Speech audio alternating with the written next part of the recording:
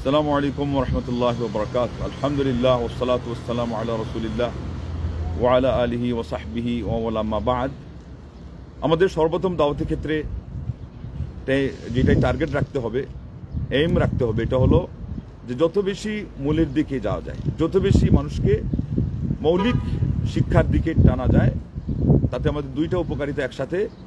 আল্লাহ রাব্বুল আলামিনের দ্বীন সম্পর্কে যেটার জ্ঞান না হলেই নয়, প্রত্যেককেই অর্জন করতে হয়, সেটাও অর্জিত হবে যতটুকুই সম্ভব হয়। আর সেই সাথে দ্বীনের দ্বিতীয় যে শিক্ষা, লক্ষ্য উদ্দেশ্য, মুসলমানদের মধ্যকার ঐক্য, সেটাও কিন্তু বৃদ্ধি পায়। এই যে দূরত্ব, তারপরে হানাহানি, কলহ, সেগুলো কিন্তু আস্তে আস্তে আস্তে আস্তে করে লোপ পায়। তো সেই জন্যে গতকাল যে আলোচনা হয়েছিল তার সাথে হাওয়ালাটা আপনারা দেখতে পাচ্ছিলেন যে আমি বারবার ওদিকে আমার আরেকটা কাজে আমি ব্যস্ত হচ্ছিলাম, আমার সাথে আরেকজন ছিলেন, ওনাকে সামাল দিতে গিয়ে আমার উদাও হয়ে গেছিল কিতাবের নামটাই। সেটা হলো তাবিয়ুনুল হাকায়েক শরহ কানজুদ দাকায়েক। এই কিতাবের ৬ষ্ঠ খণ্ডের ৩১ পৃষ্ঠায়, এটা হানাফি মাযহাবের এটাও একটা উল্লেখযোগ্য ফিকহি কিতাব এবং উম্মাহাতুল কুতুব হিসাবে যেগুলোকে ধরা হয় তার মধ্যে অন্তর্ভুক্ত, এবং এটা ব্যাখ্যা সহকারে কানজুদ দাকায়েকের ব্যাখ্যা হলো তাবিয়ুনুল হাকায়েক। তো সেখানে বলা আছে যে হানাফি মাযহাবের ফতোয়া হচ্ছে যে কবরকে পাকা করা সেটা হলো সম্পূর্ণভাবে হারাম, এবং সেই সাথে যেটা আমরা উচ্চ বলেছিলাম যে কারো ধারণা দিয়ে, কারো ওসিলা দিয়ে দোয়া করা সেটাও নিষেধ। মাকরুহে তানজিহি হলো, এটার মাকরুহে তাহরিমি ধরা হয়েছে এটাকে, যদিও মাকরু বলা হয়েছে। আজকে আমরা ওইদিকে যাচ্ছি না। মোট কথা এই কথার মধ্যে যদি একমত হওয়া যায় তাহলে মাসআলাটাও সঠিকটা পাওয়া যাবে, অপেক্ষাকৃত দলিলের দিক থেকে যারা ইনসাফ ভিত্তিক চিন্তা করেন, আর ঐক্যও বাড়বে। আজকে আরও 3টি বিষয় নিয়ে আলোচনা হবে। এর আগে একটি প্রবাদের কথা বলি। উসুলবিদদের কাছে একটা প্রসিদ্ধ কথা ছিল, এটা আকিদার উসুলবিদ, কেউ আশারি প্রতিষ্ঠানের, কেউ মাতৃদি, কেউ অন্য প্রতিষ্ঠানের, এবং সেখানে একটা পরিভাষা ছিল আল কালাম বা ইলমুল কালাম। এটা দিয়ে তারা আকিদাই বুঝাইত, এবং এরই ভিত্তিতে প্রবাদ আসছে যে আসলু আবি হানিফা ফিল কালাম কা উসুলি আহলিল হাদিস ইল্লা ফি মাসআলাতাইন। ইমাম আবু হানিফা রাহিমাহুল্লাহর মূলনীতি কালাম তথা বোঝাচ্ছেন ওনারা আকিদা শাস্ত্র, আকিদা বিষয়, এর মধ্যে সব হল আহলুল হাদিসদের মূলনীতির মতো, শুধুমাত্র 2টা মাসআলায়। এটা ওই ইমানের সংজ্ঞা, ইমান বাড়ে কি কমে, এটাও আলোচনার মধ্যে আপনারা বুঝে যাবেন যে এটার মধ্যে কি নাই, বিশেষ কোনো পার্থক্য নাই। তো পার্থক্য নাই যে তার মধ্যে এক এক করে আমরা বলবো, এবং এগুলো সব হলো আল ফিকহুল আকবর থেকে আমরা বলবো। আল ফিকহুল আকবর থেকে যেটা আমরা বলবো আজকে 3টা মাসআলা, তার মধ্যে একটা হলো ইমাম আবু হানিফা রাহিমাহুল্লাহর কথা হলো যে ইমান এটা হলো আন্তরিক বিশ্বাসের নাম এবং মৌখিক স্বীকৃতিরও নাম। সেই জন্য আগেই বুঝবেন যে ইমাম আবু হানিফা রাহিমাহুল্লাহকে এক বাক্যে ওই যে কোনো মুরজিয়াদের সাথে মিশানো ঠিক হবে না। মুরজিয়ারা বলে আত-তাসদীক, মানে অন্তরের স্বীকৃতির নাম। উনি প্রধানত উল্লেখ করেছেন ইকরার বিল লিসানকে এবং তাসদীক বিল জানান, তার মানে মৌখিক স্বীকৃতি বা আমরা বলবো স্বীকারোক্তি এবং সেই অন্তরের স্বীকৃতি, এই দুইটাকেই উনি ধরেছেন, এবং ধরে যে আমল যেটা, এটাকে উনি রুকুনের মধ্যে আনেন নাই। এগুলো হলো পারিভাষিক ব্যবধান, এবং এটা দিয়ে আপনারা বুঝতে পারছেন যে এই পার্থক্যগুলো অনেকাংশেই পারিভাষিক এবং শাস্ত্রীয়। রুকুন বলা হয় রুকুনুস শাইই দাখিলুস শাইই, ওই জিনিসের সরাসরি অন্তর্ভুক্ত হতে হবে, তাইলে রুকুন হলো। আহলুস সুন্নাহ ওয়াল জামাতের কাছে, অন্যান্যদের কাছে এটা হলো রুকুন। এই জন্য তারা বলেছেন ত্রিবিধ বিষয়কে সমন্বিত করলে তখন ইমান হয়। সেটা হলো কি, যে মুখের স্বীকারোক্তি, অন্তরের স্বীকৃতি এবং অঙ্গ প্রত্যঙ্গের মাধ্যমে এটার বাস্তবায়ন। এই হলো আহলুস সুন্নাহ ওয়াল জামাতের অন্যান্য ইমামগণের সংজ্ঞা। তারপরে আবার সাথে বলেছেন ইয়াজিদু বিত-তাআ ওয়া ইয়ানকুসু বিল মাসিয়া, ইমানটা আনুগত্যের কাজে বাড়ে এবং অবাধ্যতার কাজে কমে যায়। মানে পুণ্যে বাড়ে, যত বেশি পুণ্যের কাজ করা হবে ইমান বৃদ্ধি পাবে, আর যত বেশি মানুষ পাপ করবে তার ইমান হ্রাস পেয়ে যাবে, তার অন্তর থেকে ইমান দুর্বল হয়ে যাবে। এবং এটা আসলেই আজ করার বিষয়ে আপনারা সবাই জানেন। আপনি শুক্রবার দিন যখন একটু ভালো করে প্রস্তুতি নিয়ে সালাতের দিকে বের হন, এই যে গত রমজান মাস গেল, আপনি নিজে বুঝতে পারেন না যে আপনার নিজের অন্তরের ভিতরে ইমানের অবস্থাটা কি হয়েছে। আল্লাহ নবী সাল্লাল্লাহু আলাইহি ওয়াসাল্লাম নিজেই বলেছেন, এর যাদাতুম ঈমানা কতবার আসছে, আর এর বিপরীতটা কমে, যে ওটা এমনি এসে যায়, যেটা বাড়ে ওটা অবশ্যই কমে। তারপরও ইন্নাল ঈমানা লা ইয়াখলাকু ফি কলবি, আল্লাহ নবী সাল্লাল্লাহু বললেন যে মানুষের কলবুল মুমিন, মুমিনের অন্তরে ঈমান ওইভাবেই পুরাতন হয়, যেমনভাবে পুরাতন হয় তোমাদের এই দুর্বল হয়ে যায় তোমাদের কাপড় পোশাক, নতুন কাপড় পুরাতন হয় না, আল্লাহ নবী সাল্লাল্লাহু বললেন পুরাতন হয়, তার মানে দুর্বল হয়। অতএব এটা বাড়ে এবং কমে, এর মধ্যে সন্দেহের কোনো অবকাশ নেই। অতএব এটা তো যারা যত বেশি ইতিবাচক ছিলেন, এবং আমাদেরকে এখান থেকে একটা পয়েন্ট আউট করতে হবে। আজকে আমি শিরোনাম লিখছিলাম, এটা ডিলিট হয়ে গেছে, বাতাসে আমার মোবাইল সেট ফেলে দিয়েছিল, যে ইতিবাচক দাওয়া। এবং যেটা হবে আপনার আগেরটাতে কি ছিল, যে আমাদের প্রত্যেকে ঐক্যবদ্ধ হওয়া এবং অন্ততপক্ষে কিছু ইস্যুকে কেন্দ্র করে আমাদেরকে একমত হওয়া, ঐক্যমত্য পোষণ করা, এটাও একটা ইসলামের লক্ষ্য উদ্দেশ্যের ভিতরে শামিল। তো আপনি যে কোনো মাসআলাতে এটাই খুঁজবেন আগে, যে এখানে কত বেশি ইমামদের মিল দেখা যায়, কোরআনেরও মিল, হাদিসেরও মিল, সাহাবাদের আকীদার মিল, তাবিঈদের আইম্মা মুজতাহিদিনদের কত বেশি এখানে তাদের ঐক্যমত্য পাওয়া যায়, এটার মধ্যে আপনার একটা গবেষণা থাকা দরকার। বিশেষ করে আজকালকার আমরা এমন এক সময়ে উপনীত হয়েছি যে সবাই খালি দূরত্ব খুঁজতেছে, বলতেছে ঐক্যের কথা, কিন্তু মাসআলা মাসাইল আপনি নেটে গিয়ে ঢুকেন, সবাই যেটা আলোচনা করে আমাদের ইনাদের থেকে এই কারণে দূরত্ব, সবাই আকীদাকে আসল বানায়া এবং ভুল আকীদা সহ বেশিরভাগ ওরা বলতেছে কি, যেহেতু এটার সাথে ওনারা একমত না, তাইলে আমরা ওদের সাথে কোশ্চিনকালে একমত হতে পারি না। কিন্তু ওনার এটাই জানা নাই যে কোনভাবে মানুষকে কিভাবে এবং কোন ইস্যুতে মুসলিম উম্মাহকে ডাকলে পরে সেখানে শক্তি বৃদ্ধি পায়, ঐক্য বৃদ্ধি পায়, ঐক্য তৈরি হয় আমাদের মধ্যে। আর দোয়ার মধ্যে যে আল্লাহ নবী সাল্লাল্লাহু আলাইহি ওয়াসাল্লাম শিখাইলেন যে আল্লাহুম্মা আসলিহ যাতা বাইনিহিম, আল্লাহুম্মা আল্লিফ বাইনা কুলুবিহিম ওয়া আসলিহ যাতা বাইনিহিম ওয়াহদিহিম সুবুলাস সালাম। আল্লাহু আকবার, আল্লাহ তুমি তাদের অবস্থাকে সংশোধন করে দাও, তাদের পারস্পরিক অন্তরঙ্গ বন্ধুত্ব বাড়িয়ে দাও, লা ইলাহা ইল্লাল্লাহ, তাদের মধ্যে অন্তরঙ্গের সম্পর্ক তুমি বৃদ্ধি করে দাও, স্থাপন করে দাও। আর ওয়াহদিহিম সুবুলাস সালাম, তাদেরকে শান্তির পথ দেখাও। তার মানে শান্তির পথ হলো ঐক্যের পথ, শান্তির পথ হলো অন্তরকে শোধরানোর পথ, শান্তির পথ হলো আমাদের অবস্থাকে সংশোধন করা, প্রত্যেকেই যার যেখানে কি আছে এটা আগে খুঁজে দেখা।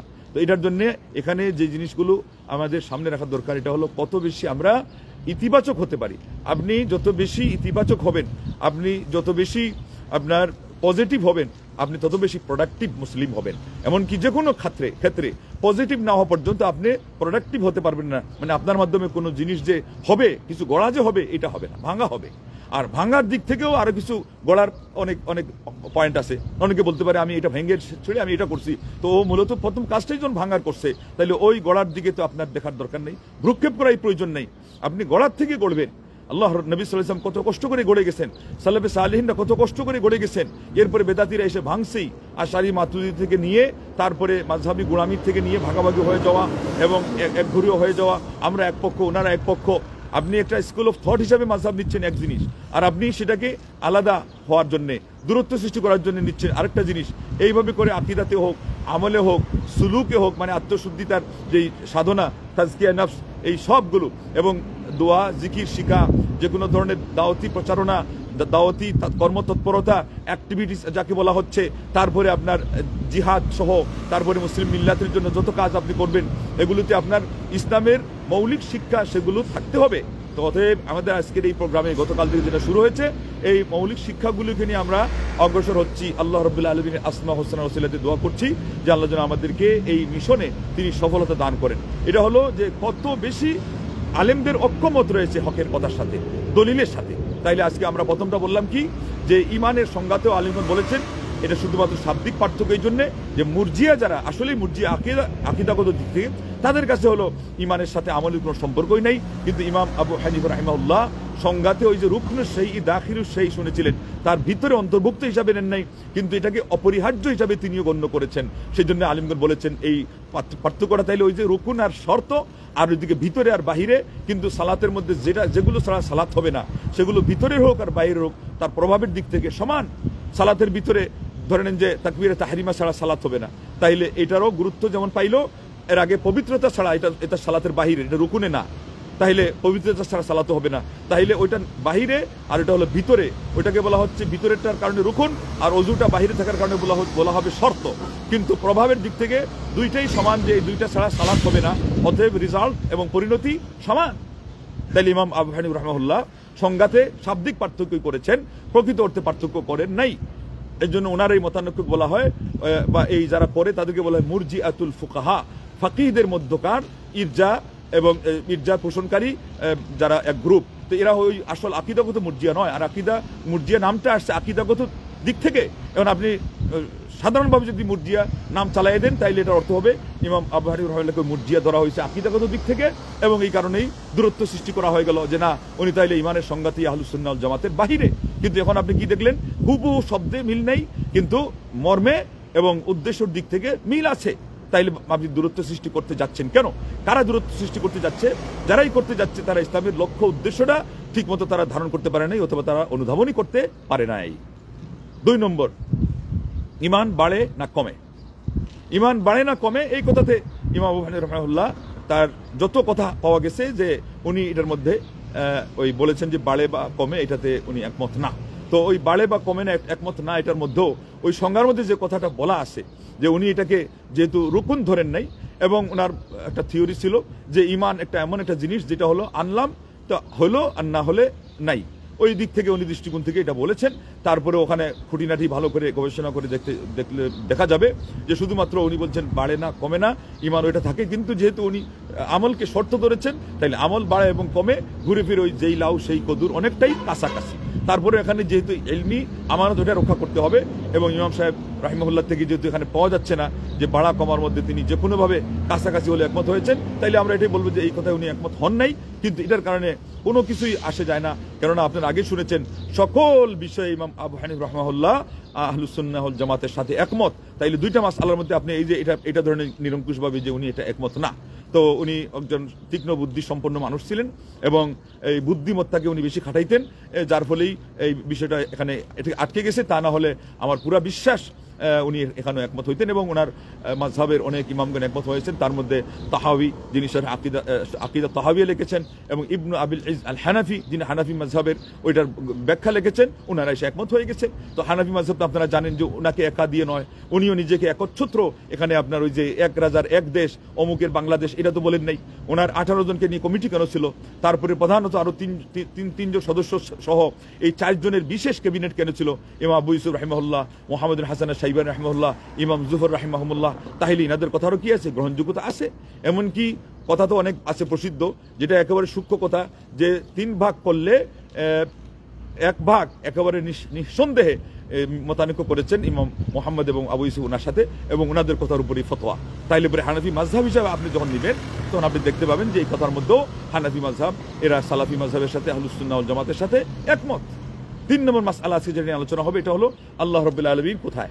আল্লাহু আকবার। এই জায়গায় 4 ইমামের মধ্যে সবচেয়ে বেশি ভূমিকা ছিল, শক্ত ভূমিকা কার? ইমাম আবু হানিফা রাহিমাহুল্লাহ। তিনি বলেছেন এটা আসমানে।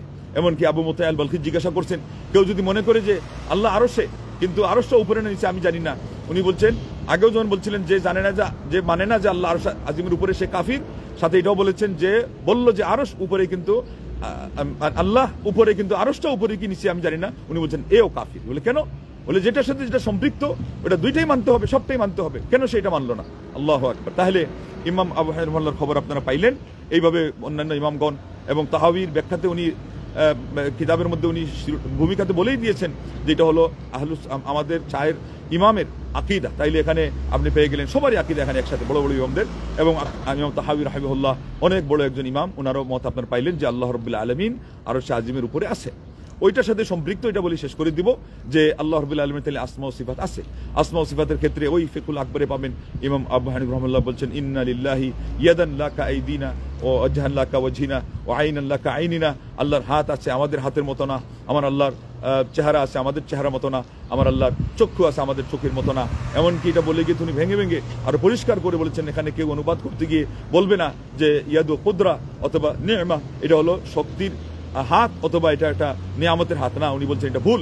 তাইলে এটা মাজাজি বলা গেল না, রূপ করতে বলা গেল না, উনি বলছেন এটা একেবারে প্রকৃত অর্থে বলতে হবে। তারপরে যেটা সমস্যার কথা বলা হয় যে মাখলুকের সাথে সামঞ্জস্য দেওয়া হবে, এটার উত্তর আল্লাহ কোরআনে নিজে দিয়েছেন যে লাইসা কামিসলিহি শাই ওয়া হুয়া সামিউল বাসীর, আল্লাহর মতো কেউ নাই আর তিনি হলেন সর্বশ্রোতা সর্বদ্রষ্টা।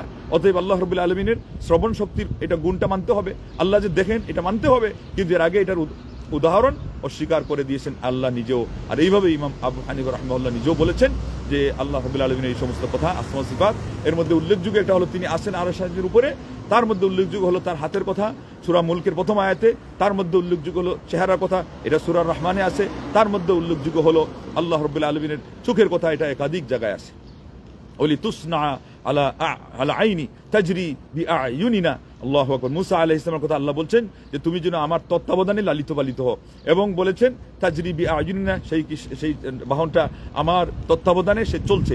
এবং এখানে অনেকে আপনার ধোঁকা দিতে পারে যে এখানে কি আল্লাহ রাব্বুল আলামিন কি বলেছেন যে মুসা আলাইহিস সালাম আপনি অনুবাদ করলেন তত্ত্বাবধানে, বলে হ্যাঁ এখানে তত্ত্বাবধানে অনুবাদ করা হয়েছে, কেননা আরবি শব্দের বিশেষ করে কুরআনুল কারীমের বারা রাদিয়াল্লাহু তাআলা আনহু না আবু দারদা রাদিয়াল্লাহু আনহু বলছেন যে কোনো ব্যক্তি মুফাসসিরে কুরআন হতেই পারবে না যতক্ষণ পর্যন্ত কোরআনের প্রত্যেকটা আয়াতের দুইটা মর্ম না জানবে। আপনি আর আসেন কোথায় কোথায় আপনাকে ধোঁকা দেওয়া হচ্ছে, ওইটা দিয়ে সে লাগাই দিচ্ছে। হুবু এই পেস লাগাই দেওয়া হয়েছে। ইমাম বুখারী রাহিমাহুল্লাহ যখন আল্লাহ রাব্বুল আলামিনের ওই ওয়াজহের কথা আসছিল, ওয়াজ দিয়ে তিনি অন্য অর্থ নিয়েছিলেন, কিন্তু এখানে নিতেই পারা যায়। কুল্লু শাইইন হালিকুন ইল্লা ওয়াজহা, এখানে উদ্দেশ্য তো আল্লাহর সত্তা, তো উনি কি বলবেন, সত্তা অনুবাদ করতেই পারেন। আবার ওয়াজহা দিয়ে আসল অর্থ চেহারা, আরেকজন চেহারা অনুবাদ করতেই পারে। তো ইমাম আলবানী রাহিমাহুল্লাহর কাছে যেভাবে পৌঁছেছে উনি দেখেছেন যে ওইটা দিয়ে এটা অস্বীকার করার যদি অর্থ নেওয়া হয় তাহলে এটা তো উনি বলছেন কোনো মুমিন বলতে পারবে না। তো যারা বাতিলপন্থী তারা ওই একটাই অর্থে নেয় এবং ভুলটা নেয়, ওইটা তার সামনে পেশ করা হয়েছে। উনি তখন বলে দিয়েছেন এটা কোনো মুমিন বলতে পারে না, দিয়ে বলছে যে উনি ইমাম বুখারীকে ফতোয়া লাগাই দিয়েছেন। ইমাম বুখারীর সাথে ইমাম আলবানী রাহিমাহুল্লাহ ঝগড়া লাগানোর মানুষ নাকি না? সারা পৃথিবীর মধ্যে বর্তমান বিশ্বে যেই আলিমের সবচেয়ে বেশি ইমাম বুখারীর সাথে মিল এবং তার বৈশিষ্ট্যের সাথে মিল, তার যেই আপনার বিশেষজ্ঞতার যে বিষয় হাদিস শাস্ত্র নিয়ে রিসার্চ করা, এটার মধ্যে মিল, এটা কার? আলবানী রাহিমাহুল্লাহ। আর তাকে শত্রু বানাই দেওয়া হচ্ছে এইভাবে। এই জন্য প্রত্যেকটা আয়াতের দুইটা অর্থ না জানলে আরেকটা জিনিসকে পাইলেন কেউ মুফাসসিরে কোরআন হতেই পারবে না। আর এই জিনিসগুলো আমরা শুধু পাই কার কাছে? সাহাবাদের কাছে, যে প্রত্যেকটা আয়াতের তারা বলছেন নিশ্চিত তাফসীর জানছি, আর দুইটা অর্থ ইনি বললেন, তাহলে তারা নিশ্চিতভাবে দুইটা একাধিক অর্থ জানছেন, তাহলে তারা মুফাসসিরে কোরআন হয়েছেন। আব্দুল্লাহ ইবনে আব্বাস রাদিয়াল্লাহু আনহু রাইসুল মুফাসসির কেমনে হলেন? এই যুগে মোহাম্মদ আল আমিন আশ-শানকিতি রাহিমাহুল্লাহ মারা গেছেন, আদওয়াউল বায়ানের লেখক। তিনি বলেছিলেন যে কোনো আয়াত এমন নাই যে আয়াতটাকে নিয়ে আমি আলাদাভাবে স্বয়ং সম্পূর্ণভাবে এটাকে গবেষণা, তাফসিরের যে রুলস আছে আল্লাহু আকবার সেগুলোতে। আর রুলসের মধ্যে বড় একটা দিক হলো আরবি গ্রামার জানতে হবে, আরবি ভাষার উপরে পাণ্ডিত থাকতে হবে, ভাষা বলতে এখানে সাহিত্য সহ। আর উনি এমনভাবে সাহিত্য রপ্ত করেছিলেন যে বার্ধক্যে উপনীত হওয়ার পরে সুদানে তিনি সফররত অবস্থায় আছেন, তাকে কেউ জিজ্ঞাসা করলো এখন আপনি কি কিতাব পড়তেছেন? তিনি বলেছেন এমন একটা কিতাবের নাম, এটা হলো আমর ইবনে রবিআ, তার বই তিনি পড়তেছেন। তো এটা হলো সাহিত্যিক আর কি, দেওয়ান, তার একটা দেওয়ান আছে, তো ওই দেওয়ান পড়তেছেন তিনি। তো লোকজন বললো যে এটা তো অন্য বিষয়ের, মানে এটা হলো সাহিত্যের মধ্যে ভালো সাহিত্য খারাপ সাহিত্য আছে, একটু কুরুচিপূর্ণ জিনিস কোথাও আছে, তো এটা কেন পড়তেছেন?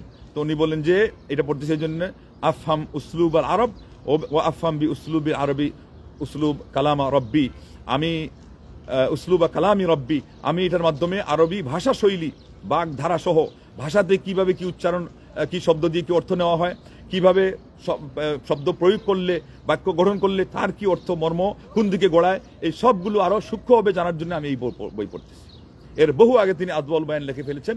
ওইটার মধ্যে কবিতা গুচ্ছ দেখলে যেটা দিয়ে উনি দলিল দিচ্ছেন, যেমন ইবনে কাসির দিয়েছেন, যেমন আপনার তাবারি দিয়েছেন, যেমন আপনার আরেকজন যেখানে প্রসিদ্ধ তাফসীরকার যারা জাসাস এবং আরো যারা আছেন নাম আসতেছে না, এই সমস্ত প্রসিদ্ধ মুফাসসির কোরআন, কুরতুবী নাম আসতেছে না, কুরতুবী ইনি রিওয়ায়াত এবং দিরায়াত দুইটার মধ্যে সমন্বয় করেছেন। ওরা খুলে দেখবেন যে তাদের মধ্যে কি পরিমাণ আরবি ভাষা চর্চা ছিল। আল্লাহু আকবার। তো অতএব এই সবগুলো নিয়ে আমাদেরকে থাকতে হবে, গবেষণা করতে হবে, ইতিবাচক হতে হবে।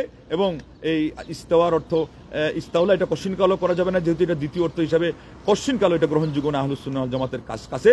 কিন্তু আল্লাহ রাব্বুল আলামিনের ওয়াজ যেটা, এটা যদি দুই অর্থ নেওয়া হয়, একটা হলো চেহারা, তো হুবহু চেহারা, এটা যেহেতু আসল অর্থ প্রথম অর্থ, এটাই সবসময় মূল রাখতে হবে।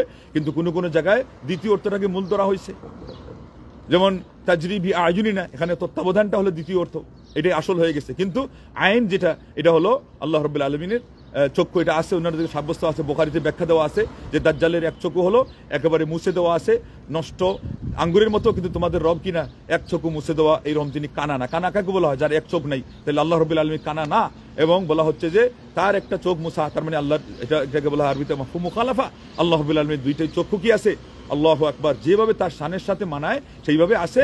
এবং এখানে আমরা বলবো কি, যে একেবারে অক্ষত আছে, তার মধ্যে তো কোনো খুঁত থাকতেই পারে না। আল্লাহু আকবার। কিন্তু এটাকে কেন্দ্র করে আজকে তারা কত বেশি আপনার কি করতেছে, মানুষের মধ্যে আমরা বলবো বিভ্রান্তি ছড়াচ্ছে, এমনকি দূরত্ব ছড়াচ্ছে। এমনকি কুদসের ইস্যুকে নিয়ে তারা বলছে যে আমরা হলাম কুদসের সম্মান রক্ষার্থে সবাই ঐক্যবদ্ধ হয়ে গেছি। আলাদা করে রাখছে কাদেরকে? যারা উম্মতে মুসলিমার জন্য সবচেয়ে বেশি শুভাকাঙ্ক্ষী, যারা কোরআন ও সুন্নাহর সবচেয়ে বেশি ধারক বাহক, যারা সালফে সালেহিনদের সবচেয়ে বেশি ভক্ত এবং যারা সকল ইমামদের ইলম থেকে তারা সবচেয়ে বেশি উপকৃত। আপনিও যদি সেই পথ ধরতে চান, ইতিবাচক হন এবং আপনি আল্লাহ রাব্বুল আলামিনের কাছে দোয়া করেন যে আল্লাহ আমাকে এই পথের পথিক বানাও। আমিন। ওয়া আখিরু দাওয়ানা আনিল হামদুলিল্লাহি রাব্বিল আলামিন। আসসালামু আলাইকুম ওয়া রাহমাতুল্লাহি ওয়া বারাকাতুহু।